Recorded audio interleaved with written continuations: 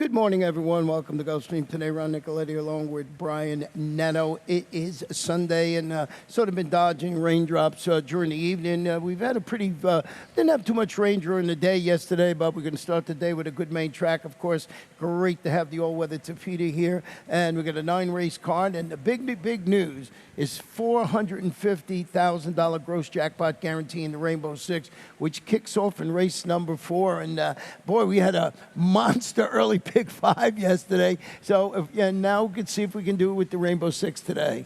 I don't know who you are out there, but one person hit that pick 5, and I will golf clap to them because that was absolutely impossible. A 50-1 and then another huge bomb as well. So if you sussed that out and came up with it, congratulations. Enjoy it. You certainly earned it. Yeah, $97,000 for that one. But so we're going to try and do it. Brian's going to give you a good one today. The first race is going to be 5 furlongs on the all-weather Tafita maiden. Claim is 3 up, $16,000. We're going to scratch the 3 Cajun Cracker, and Brian put a ticket together. $18 is the ticket here, 3 deep in the opener. Back-to-back singles. Raising the Glass will have a replay coming up in race 2. In race 3, Bobka on the drop for Jose D'Angelo, and then a 3x4 late double to get out of this sequence. Number 7, Winter's Ghost on top in race 4, and then 4 deep in race 5 with number 6,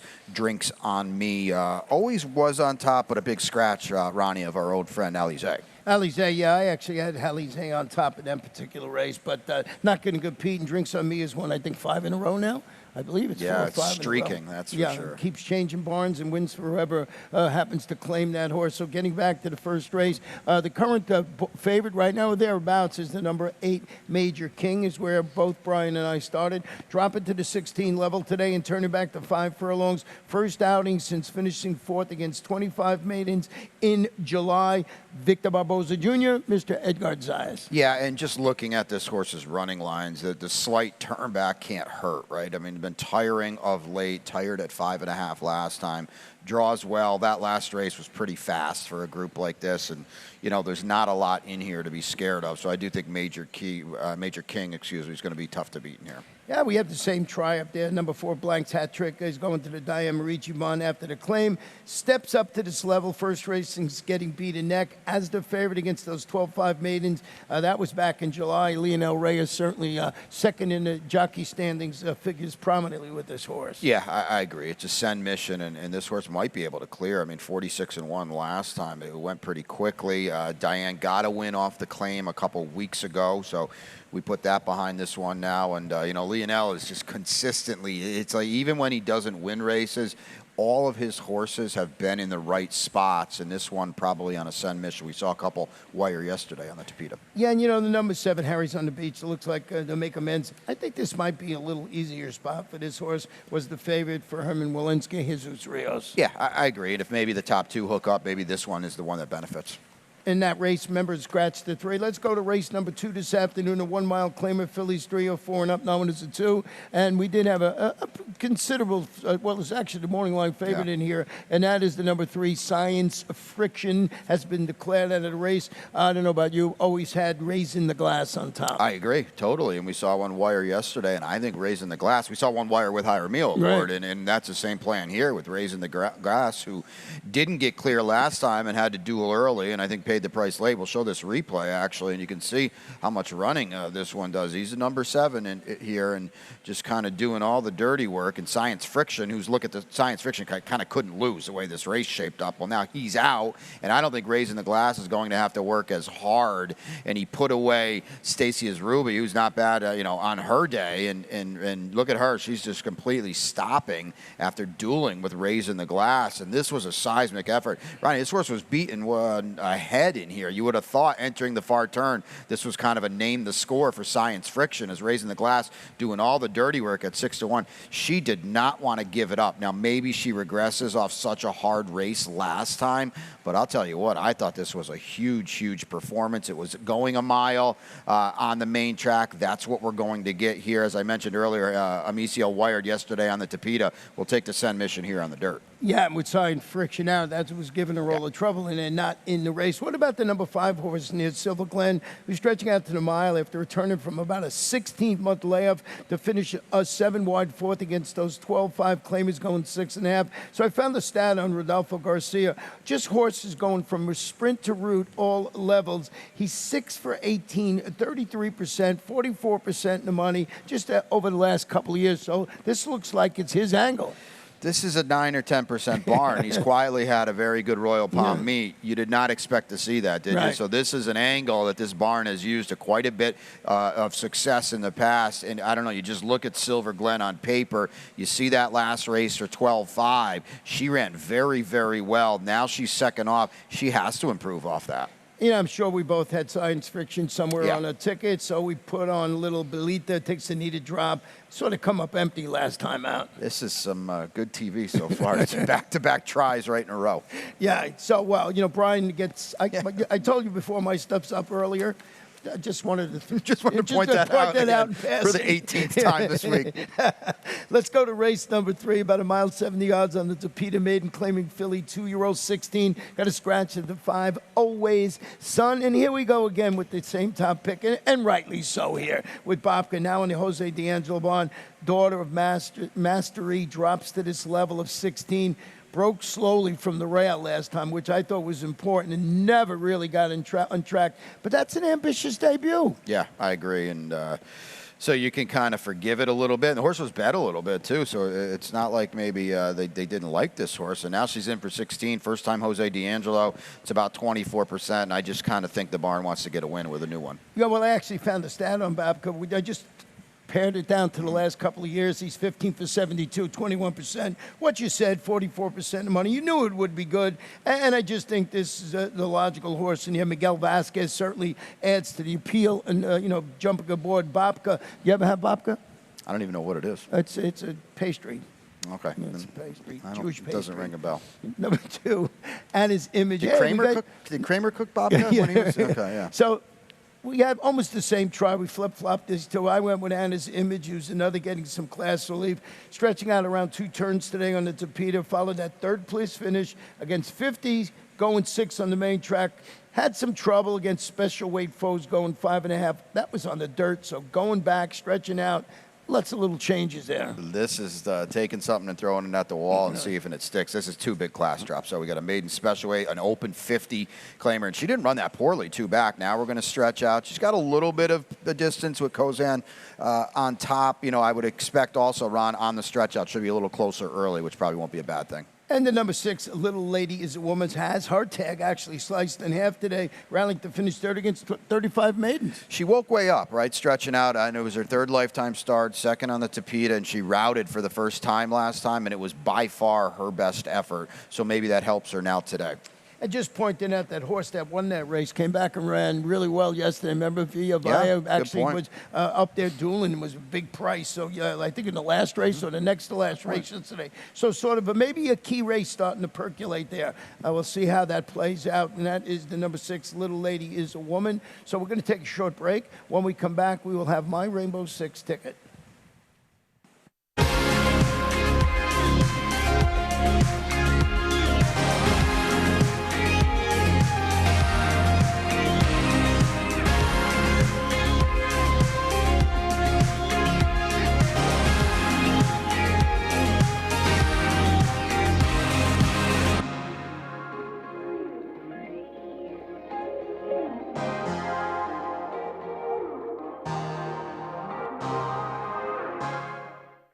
We're ready for the start. They're off.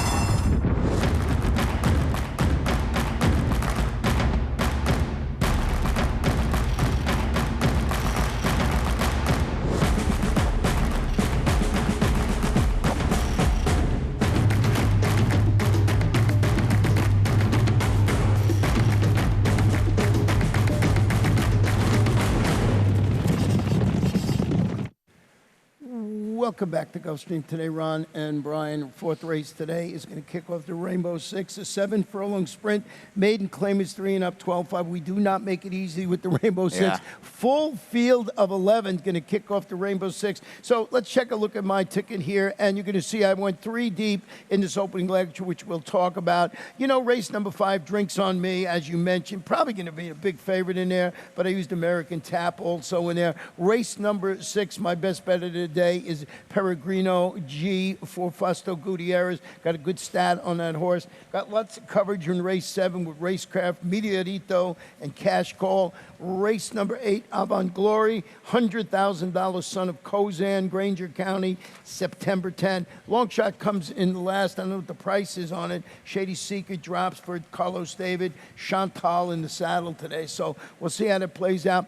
48.60 for me, and I got to get ride Fausto Gutierrez to the winner's circle. I had a real problem coming up with a long shot today. I went underneath their kind of 6-to-1 threshold, but that doesn't mean this is an easy sequence because there's a lot of competitive races in here, just a lot of races filled with 4s and 5s and 3-to-1s kind of thing. So it will not be easy, that is for sure. Well, I started off, Brian, with the number 2, Tactical Cheech, who's stretching out to 7 furlongs again after responding to the drop down in competition. Runs back-to-back second place finishes against this level of competition, going 6 furlongs. That was on the Colonial Main track. So how do you translate that? With this one coming back for Antonio Sano, Edgar Zayas in the saddle, who actually rode him up north. Yeah, I'll say this about the Colonial Main track. They only run about 1 or 2 dirt races a day there. It's tough to make up ground on that main track. You see horses go fast early, fast late. You see 8s and change going 6 furlongs. So for this horse to pass a few against the race flow kind of says, you know what, he's okay in here, and maybe going out now to 7 furlongs would be a little better trip for him too. Horse changing bond, who you have on top, and that's Winter's Ghost, now in the David Fawkes bond, getting debuts locally. Yeah, I mean, look at the Churchill races as just a better group than what this gelding has been facing. We move into Dave's barn. 9%, not a huge angle for Dave, but we know how good and solid this barn is, and flash speed last time as well, going, you know, a mile, a one-turn mile, and this horse was humming along early. So I think with this outside post today, it gives Lucas some options. Yeah, so I figure you got him on a ticket too. Now, what about the, I think we have a stat, who's that, the number 4, Eden Paradise? Not a stat, a video. We got a video on Eden Paradise. We'll take a look at it. And this horse, it's one of these efforts. So here's all the way at the back here. Good job, Bob. Thank you. Number 9 here down inside. One of these better than it looks kind of efforts. Here we're idling already, entering the far turn, dropping out of the picture while with some run too. And I think that you can't lose sight of that. This horse had some run, and now we're going to try to re-break again, and he's going to get tightened up again. And Ronnie, you and I have talked about this, you know, many times in this particular space. This is a 12-5 claimer here, okay? Right. This is not a grade 3 kind of stakes horse. It's got 3 or 4 different gears. No. This is a 12-5 claimer, and I thought this horse, all things considered, ran pretty well to just kind of keep on keeping on here, fighting on late and showing some interest late. The run got stopped. I don't like the lack of early speed that he seemingly doesn't have in his first 2 starts, but he's lightly raced, he's learning, he's improving, and again, he should be a square price in here as well, so I'm going to put him on the ticket. Yeah, I think he's 5-1 on the morning line. I did go with the number 5 horse in second, Millennium Condo, who's cutting back to 7/8 of a mile today after following that second place finish at this distance down. That was 2 starts back. This runs okay third, going a one-turn mile last time out. Ramon Mingwe and Sonny Leone named to ride. Yeah, he's run well in the both starts for this barn, and that's the kind of form that plays with a group like this. This is the race. We saw it in the opener yesterday at 50-1, and I'm not telling. I picked a 30-1 in that race. Right idea, wrong horse.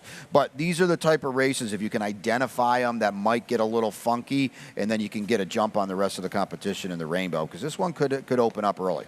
We're going to sprint on the Peter in race number 5. It's about 5.5 furlongs. Claim is fillies and mares 3 and up, $10,000. And as you mentioned, we both mentioned earlier, big scratch in here of the number 5 horse, Alizé. Going to be interesting to see how you put your late pick 5 ticket together. Yeah, I had Alizé in second. We had a replay to show, and that obviously gets whacked out now. So I'm going to go 4 deep. The horse I added in here was Island Magic for Ronaldo Richards, who's been really hot of late. So that was the last one I added. But on top is Drinks on Me. Back-to-back singles. My best bet of the day is West Coast, or my best one of my singles, one of my best bets is West Coast Cowboy. I mean, I don't know anything about this horse, but it's as much that this horse might be able to run that I'm not sure about the other ones. Here's another single, and this is the best bet of the day. Racecraft off the claim for Rohan Crichton. We've talked about him already. 2 in a row, streaking.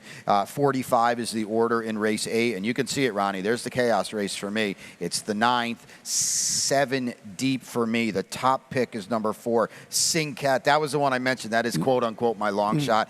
9-2 on the morning line. I was kind of hoping maybe we'll get a drift on that. I just couldn't come up with much on the card for a real bomber. Yeah, I had the 2 horses, my long shot. What odds is that 2 horse? And even that one there. We print out the beauty of the 7-day draw now is we can get a leg up 6 to on 1. this. Yeah, so there you go. You yeah, got that's it. about. It was hard to find a long shot. Wasn't Cure. I think I had Ali Z on top. I'm pretty sure I did. So I was trying to beat Drinks on Me, who's going to owner trainer Steve Voodoo's barn today after the claim. The hard-knocking 7-year-old notched her 4th consecutive victory, and this is the key for me: sprinting on the Tapeta. So the new connections have Edgar Perez going for 2 in a row. He rode for that last win. This horse is really done. Nothing wrong sprinting on the Tapeta. 4 in a row, and the one that she didn't win, she lost by a neck to make it 5 in a row. So listen, I put her on top, but Ronnie said he was going to try to beat her, and yes, I put her on top, but I used 3 others too. Right. So I wouldn't want to take a short number in the win pool, but you've got to respect her, and she just runs for everybody. And this is a barn that doesn't start a lot of horses, but knows what to do with a good horse. What about the horse you have in second? That is Nurse Judy, Donnie Hunt. Yeah, I just thought that this horse ran okay last time. Chased early, and it was in the Drinks on Me, the Alizé race, and it went pretty, I thought this horse had a little bit of a trip chasing early, and now maybe we can get back, maybe regressed off such a big effort, 2 back, and just maybe trips out a little bit better in here today. And the number 7, American Tap, who has chased Drinks on Me home in 4 consecutive races. I think it's a better trip, maybe with the Stark closer move today. I don't know if this horse can turn the tables. But you look at the connections. Victor Barboza Jr. going good. You got Edgar Zayas going real good. He's been closing well. So maybe this horse finally finds a way to beat Drinks on Me. This reminds me of the Lamplighter Jack and Yamato going at it, and poor Lamplighter Jack, or Yamato would always look to the left, and there's darn Lamplighter Jack again. Poor American Tap. But like Ronnie said, she's been running well all along, and the margin for error with Drinks on Me is about like this, and now American Tap's 2 are outside. Wouldn't be a surprise. Let's go to race number 6 this afternoon, and this 1 mile maiden special weight for 2-year-olds. Scratch the number 5 horse in here. Romero Mirage will be on the number 4, Ready for Diamonds. Ian Albito off his mounts, at least 2 of his mounts. I think that was all the mounts he had this afternoon. I'll kick it off in here with my best bet of the afternoon, and that is Peregrino G.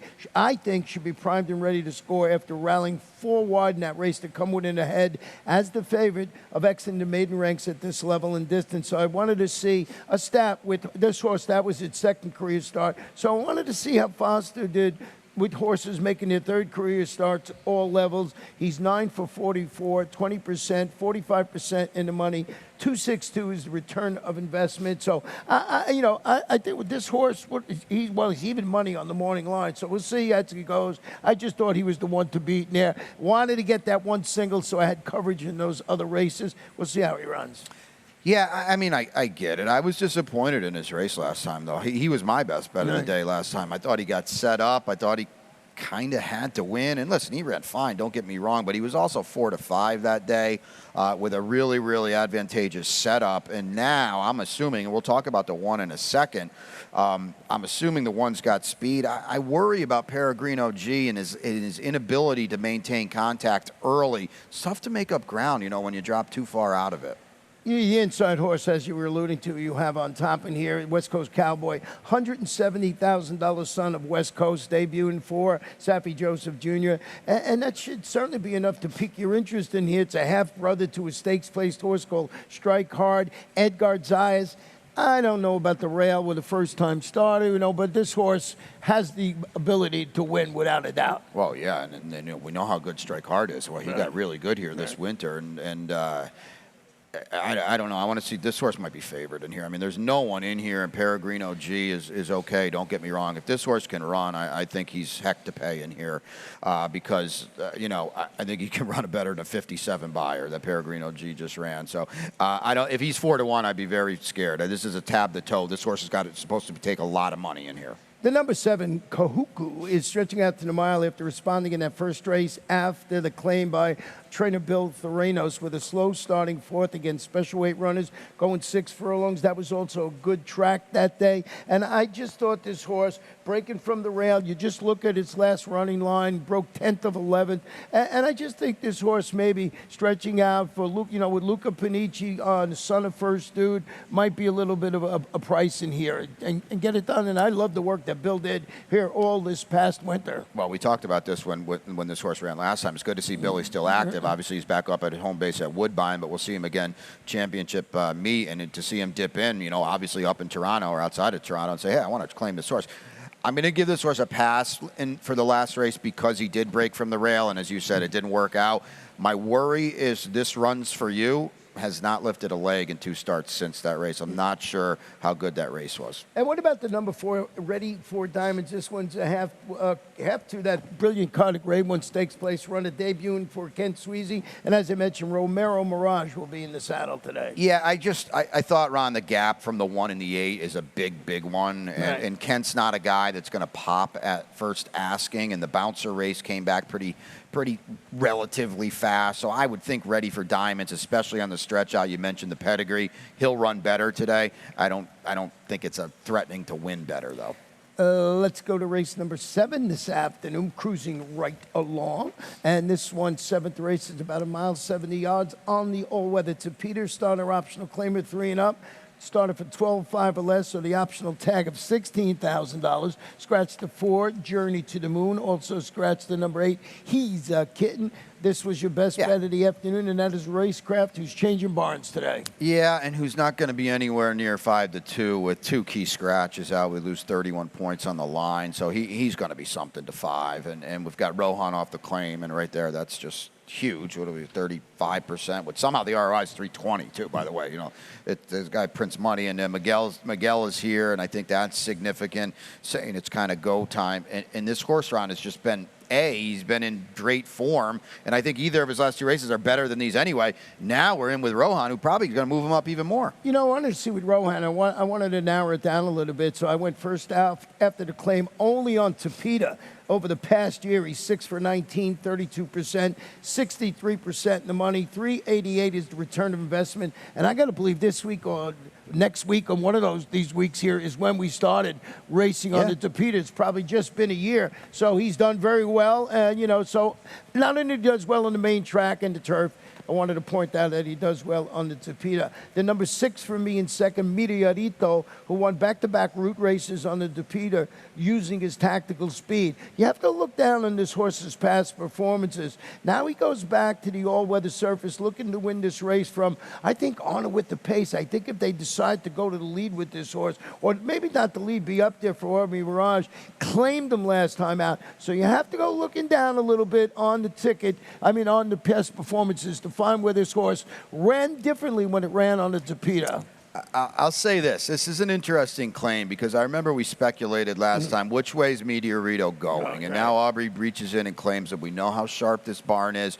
Ronnie said it. Look at the Tapeta races back in this horse's form. I remember he kicked off a mandatory rainbow that day on April 3rd. He just absolutely ran off the screen. When this horse is good, when this horse is right, he is dangerous. Yeah, so we'll see how this handles him going back to the all-weather surface. And then you have Cash Called Kitten, who was solid in his return to Gulfstream Park. Yeah, without a doubt, and I think he can move forward. It was just off a long layoff, and now Joe Orsino's got that race behind him, and he's supposed to move forward, now second off, and that race is pretty darn good in and of itself. Yeah, so, he, like you said, he was at Monmouth in 2021, comes off and runs pretty darn good in there. Race number 8 this afternoon is 6 furlongs, allowance optional claimer, state-bred 3-year-olds and up. The optional claiming price is $20,000, and this one, as I mentioned, I think, well, let's go with your 4 first. The September 10, who's stepping up off the claim by Jose Garofalo. Yeah, look how good he was last time. I mean, he absolutely aired. Now that's 2 straight in a row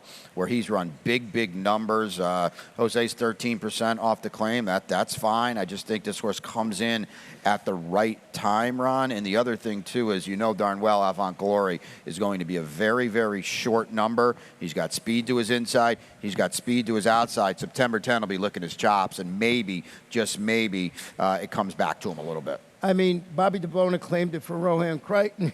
Now we're going to Jose Garofalo. So this horse has been in some really Popular. good barns, popular one. And, they see a horse like this and they say, I'm going to jump in and get it. Talking about Avant Glory, he's a $100,000 son of Kozan, making his first start since following his debut maiden victory. Comes back, runs second behind that repeat stakes win that Dean delivers, going 6 furlongs. Now, that was back in July, so certainly flattered by that. Safi, he's 23% with this type of layoff, and you're getting his go-to rider, Edgar Zayas, who's been really riding the last couple of days in good form. No doubt about it. And this horse ran huge because Dean delivers. We know how good he is, and he was up there, setting the pace that day. 44 and change, went wild early.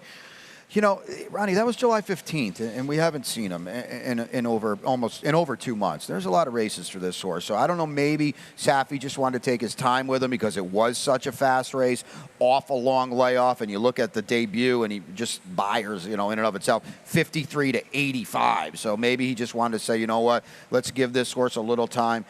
He's going to have to run hard today because they're going to make him earn it on both sides of him. Gee, I wasn't surprised that you didn't have Granger County right on top of your ticket, who's stretching out to the 6 furlongs in the main track, taking the blinkers off. So forth behind that repeat winner, Uncle B, going 5 in the Tapeta for Bobby DeBona. He's going to hook up with his go-to jock, Lionel Reyes, this afternoon. Maybe this horse gets done. Boy, he's what is he? Second choice on the line. I would like to get a little more of a price on him, but I wouldn't leave him off the ticket. No, I liked him last time a lot, and he was okay. Don't get me wrong, but I will admit I was disappointed with that run. Now he gets off the rail at least. He did break slow last time. He broke last. Uncle B's pretty good, and like Ronnie said, he popped again. But Granger County, to me, needs to run a little bit better today. This is the 9th race on the Sunday card. It's going to be about mile 70 yards in the Tapeta Maiden, claiming filly 2-year-olds. Jockey change on the 1, Sonny Leon. I want to know the horse you left off, not the horse you put on. Yeah, good point, right? It's a wide open race. No kidding around. I'll go with my long shot first, Shady Secret, who's dropping to this level, stretching out around 2 turns today with blinkers added.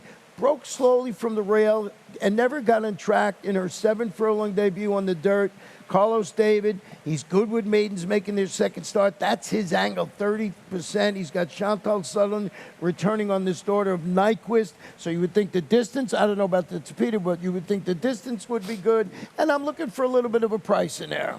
Carlos David, 30% second-time starter. So that's the big thing to me. And so that kind of also, he's a barn that can win at first asking, but he cranks him up second. Here's the drop. This horse broke last from the rail last time, so we've got the experience, the blinkers. It's a small sample, 3 for 7 with Chantal riding, too. You have the number 4, Sing Scat, on top of your ticket. So we've talked about this a lot. There's the Vi race, too, Vivia, excuse me. This is another horse that got out to 2 turns last time and did run better. Also got the maiden special weight drop as well. And Miguel gets aboard here, and we've seen it time and time again that when Miguel Vasquez gets aboard horses, he moves them up. He puts them in the right spot, and he moves them up. I don't think this horse has to move up that much more.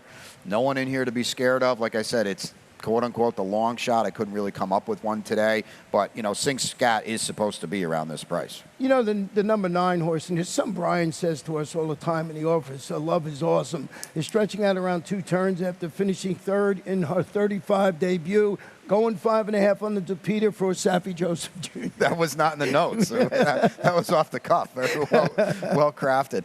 This horse is fine. He's second-time Safi, 29%. Edgard rode on debut. He says, sure, I'll stick around. It was a painfully slow race, but he's going to get better. Yeah, there was a next-out winner in that race and everything, so I couldn't believe if you're a buyer figure guy here. This horse was slow, but it produced a next-out winner, so you don't know what you're going to get with that. And then the number 6 horse in there, Grand Arrow. $50,000 daughter of Accelerate, debuting for Victor Barboza Jr. He's okay with his first-time starters, like 19-20%, and he's got Lionel Reyes handling the mile and the 70 career debut. So that's tough going around 2 turns. Yeah, the 5 and the 7, by the way, were the 2 I didn't use. So just box them and you'll have. I wanted to know so I could head over to the window. As soon as we get off the air, I will do that. So we're not quite done yet, but we're going to end it with a really good lightning round this afternoon, and we'll pick it up with, what do we have first? Jaime Torres, right? Yeah, this is pretty cool, and we always like to see, give congrats to first career wins, 23-year-old from Puerto Rico. I know Eddie Gray talked to him a little bit, and he gave a lot of praise to Safi that he's worked with him and helping him out, so it was really cool. Here he is, well, I guess not really wiring, but he showed a good finishing touch, too, with takes 2 to Wiggle, who you had in your mix a little bit. Yeah, I thought this horse would run okay. I didn't have him on top, but I thought he'd run okay, so congratulations to him for his first victory. And here is the celebration. The water part is fine, but when they use the baby power, it gets tough.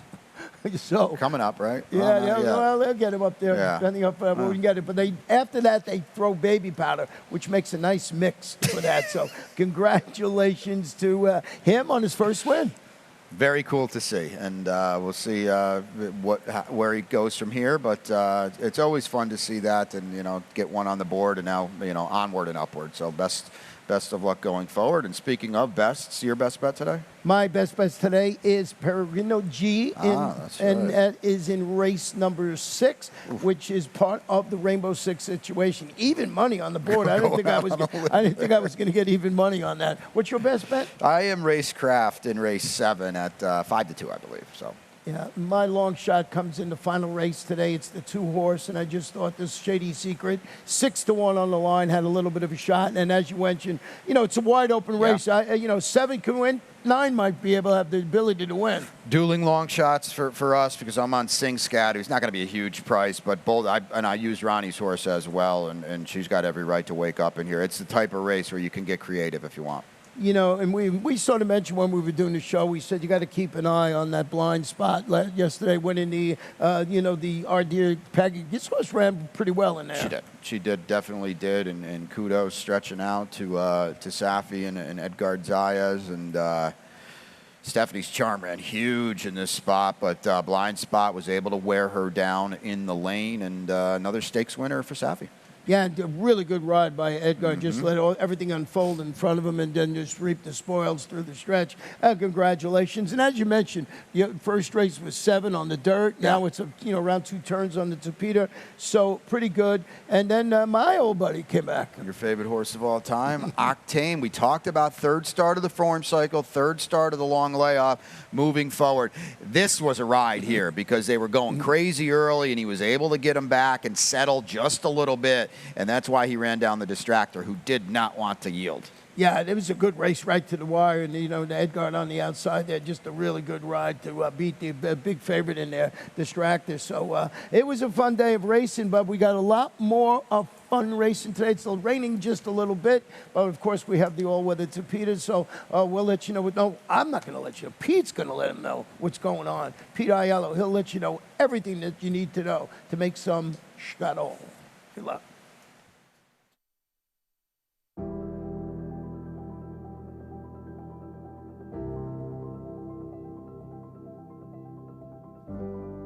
The Thoroughbred Aftercare Alliance is really the vehicle for the transition for our racehorses coming off the track into a second career and safe environment for these horses when they're done racing. I've been passionate about racehorses my whole life, animals in general, and without the TAA to provide that oversight, there would be a big void in terms of making sure that we have this ongoing safe environment for our off-the-track racehorses.